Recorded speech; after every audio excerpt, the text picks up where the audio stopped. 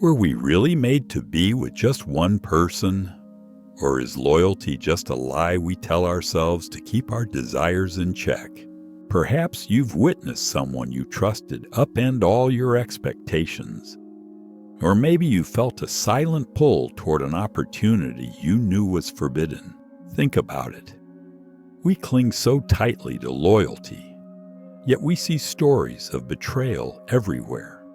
From ancient legends to modern gossip columns, are you ready to unravel the complexities of infidelity and discover the psychological roots that often run counter to our better judgment? Stay with me, because you're about to dive into a realm where biology, history, myth, and the deepest layers of the human psyche converge. For centuries, moral teachings and social norms have declared that emotional or physical cheating is an outright betrayal. But is every cheater inherently bad? Or is there a deeper psychological mechanism at work? From an evolutionary perspective, some scientists argue that humans possess a biological inclination to pursue multiple mating opportunities. Even the term monogamy in evolutionary biology has become contentious, since studies in the animal kingdom reveal that strict monogamy is rare. Are we really so different from the other creatures roaming the earth? Consider Zeus, the famed Greek god known for his countless affairs. His infidelities read like adventurous tales. Yet behind these stories lies a pattern of irresistible desires and power plays, one that may point to some primitive, universal impulses. Sigmund Freud once said, "A person's sexual behavior is often a prototype for all of his other modes of reaction in life." By examining these modes of reaction, we begin to see the intricate dance Freud described with the id, ego, and superego. The id, driven by pure instinct and desire, pushes us toward immediate gratification without regard for consequences. The superego is our moral compass, shaped by cultural values and personal upbringing. The ego, caught in between, tries to mediate the constant tug-of-war between unbridled passion and moral restraint. Now we're about to uncover the most hidden motivations behind infidelity.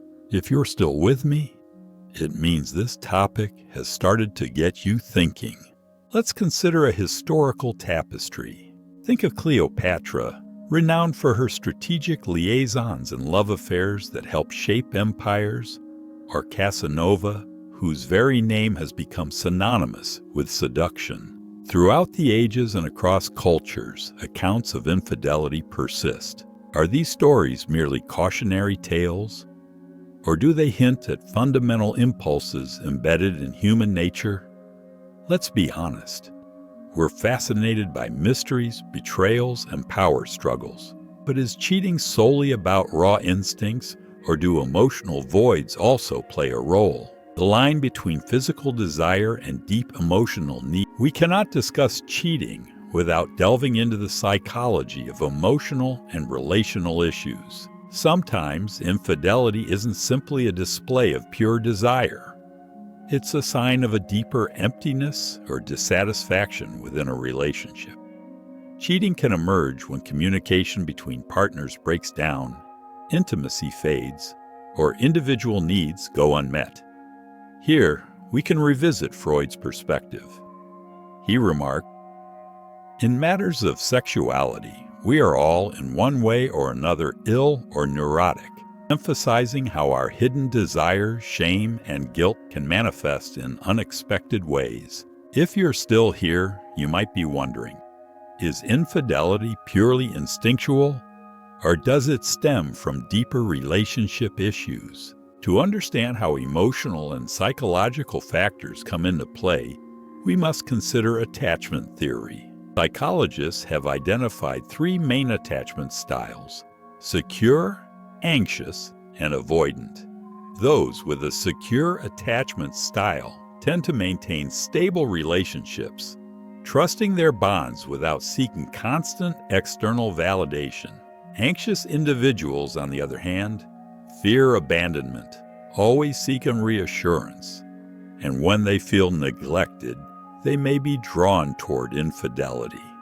Meanwhile, those with an avoidance style tend to steer clear of deep emotional connections, possibly viewing cheating as a way to maintain an inner sense of control or freedom. Stay with me, because we're only just beginning to peel back the layers beneath the surface. If you're still here, perhaps you recall moments, whether from your own life. Consider Mark.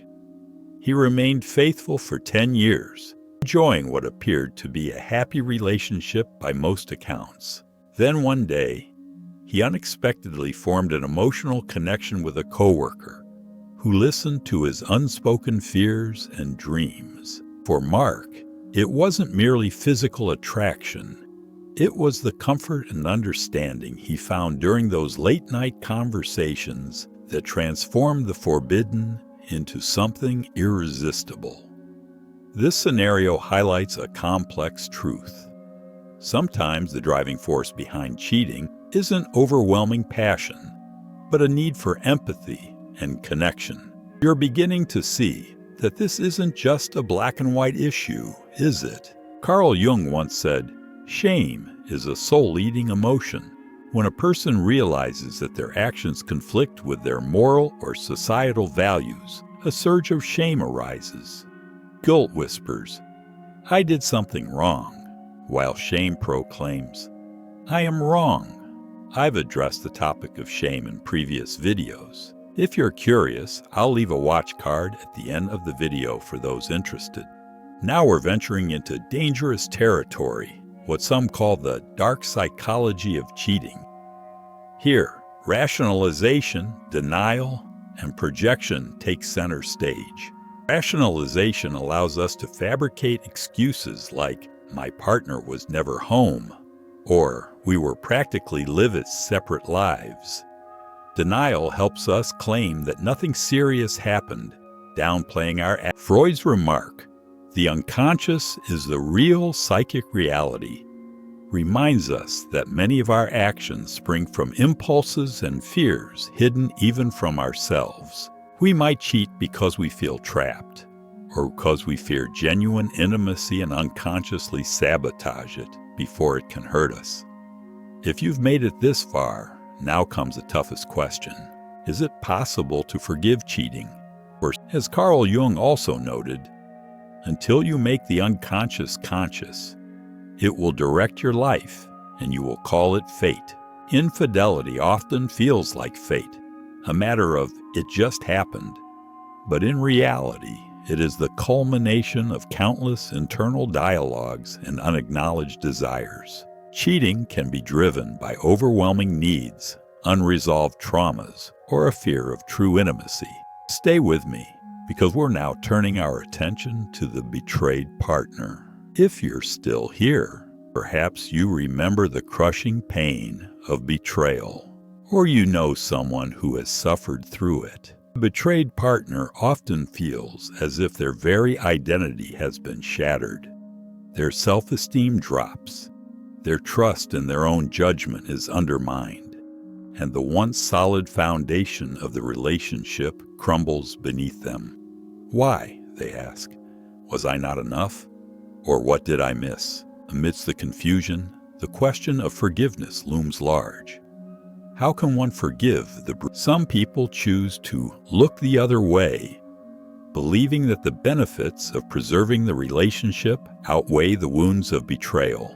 Is that weakness, strength, or simply a pragmatic decision? Relationships are rarely as straightforward as we'd like to believe. Cheating is often met with absolute moral condemnation, yet the individual circumstances and emotional histories involved, Carl Jung's words, "Those who do not confront their own shadow will inevitably encounter it in the world," linger in our minds. The shadow is the part of ourselves we refuse to acknowledge, laden with desires, fears, and impulses we deem unacceptable. Cheating can be an eruption of that shadow, a manifestation of repressed urges. When the shadow takes control, we might act in ways that So can trust ever be rebuilt? Some relationship experts say yes, but it requires transparency, remorse, and a genuine commitment to healing the wounded bond.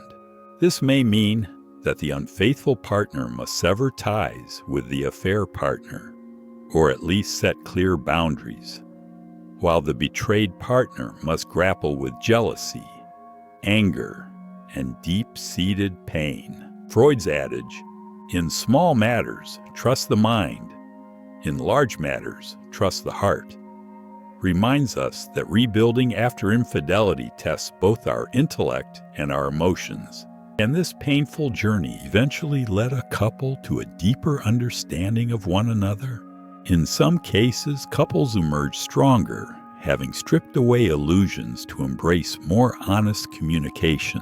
Yet there are Carl Jung saying, "Unless you confront your own darkness, you will eventually confront it in others," reminds us that the roots of cheating may lie in repressed desires, unresolved traumas, or evolutionary impulses.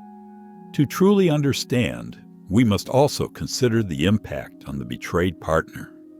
If you're still here, perhaps you recall the deep pain of betrayal or the soul-searching that follows such an experience. The betrayed individual often feels as if their very sense of self has been obliterated.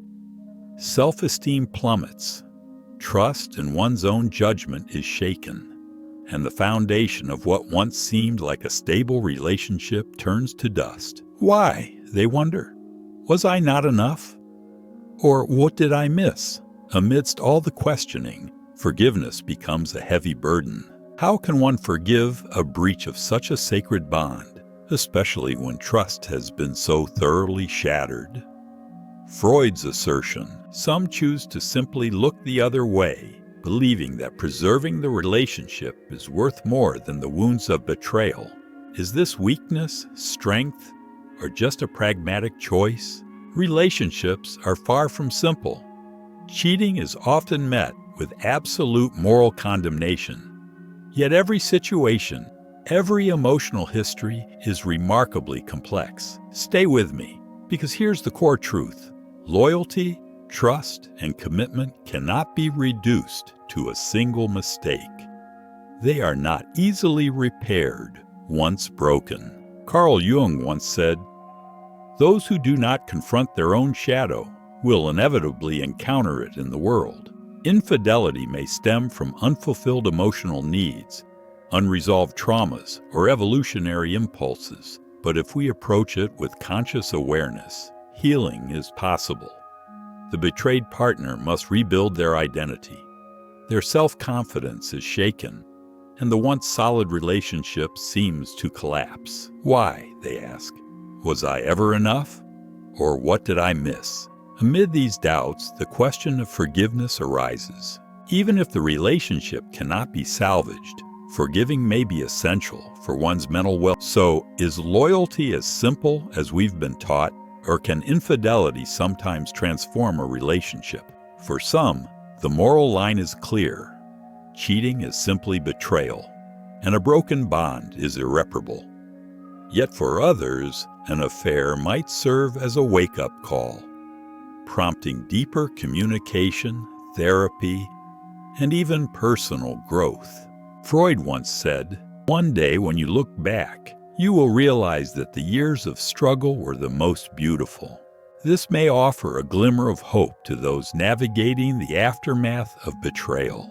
Although the struggle often brings clarity and self-awareness, it can also result in more pain, mistrust, and ultimately separation. Have you ever thought about cheating? Have you ever been cheated on? Share your story in the comments. Becomes not just an invitation, but a call for collective introspection. While infidelity stories are often shrouded in secrecy, sharing them can open the door to understanding, empathy. Before we move to our closing thoughts, take a moment to breathe. We've journeyed through evolutionary impulses, psychological theories, mythological tales, and the dark corridors of human relationships. Where does all this leave us? Here's the philosophical question I want to leave you with. What does loyalty truly mean to you? Is it merely a social contract we adhere to for stability? Is betrayal always simply betrayal? Or can it sometimes act as a catalyst for transforming a relationship? In rare instances, infidelity may offer an opportunity to confront long-suppressed personal and relational truths, revealing unmet emotional needs, communication breakdowns, or even prompting personal growth. If you're still here, it means you're pondering how something so destructive. So, is loyalty as straightforward as we've been taught? Or is it an ever-evolving commitment that demands constant renewal, mutual respect, and open communication? Monogamy, when chosen, might not be a default biological state for everyone. Rather, it's a decision that requires continuous effort and self-awareness. Will you take another close look at your inner world, or will you shut the door? Your answer reveals where you stand on the journey of loyalty and self-discovery. Freud once noted, "In matters of religion, everyone commits all sorts of insincerities and intellectual missteps, and this applies equally to matters of loyalty. As our values become deeply intertwined with our identity, insincerity and denial may emerge. If you're still here, questioning your past, scrutinizing the present, or contemplating the future, then transformation is at hand. The more deeply we examine our desires, the more conscious our choices become. Whether we decide to remain faithful, engage in infidelity, or set new boundaries that honor who we truly are. Thank you for joining me on this profound exploration. Now is the time to take action. Don't just let these insights pass you by. Grab them, question your own story, and dive deep into your inner truths. Share your experiences, confront your hidden desires, and join the conversation with courage. Hit subscribe, turn on notifications, and step boldly into the journey of self-discovery. Your voice can spark change. Embrace the challenge and transform your life today.